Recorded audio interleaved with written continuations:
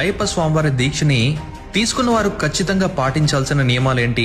మొదటిది, అయ్యప్ప స్వామి దీక్షలో ఉన్నవారు సూర్యోదయం కన్నా ముందే నిద్ర లేచి చల్లని నీళ్లతో స్నానం చేయాల్సి ఉంటుంది. మరలా సాయంత్రం కూడా స్నానం చేయాల్సి ఉంటుంది. ఇక రెండవది, దీక్ష పఠిస్తున్న భక్తులు ఉదయం లేదా సాయంత్రం ఒకవేళ కుదిరితే ఉదయం మరియు సాయంత్రం దేవాలయాన్ని దర్శించుకోవాల్సి ఉంటుంది. మూడవది, అయ్యప్ప స్వామివారి దీక్షలో ఉన్న భక్తులు కాళ్ళకి పాదరక్షలు ధరించకూడదు.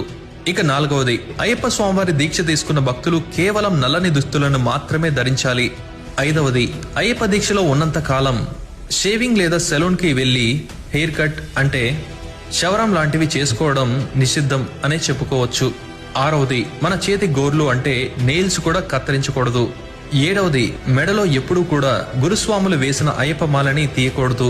41 రోజుల పాటు ఎట్టి పరిస్థితిలో అయ్యప్ప స్వామివారి మాలని తీయడానికి వీలు లేదు.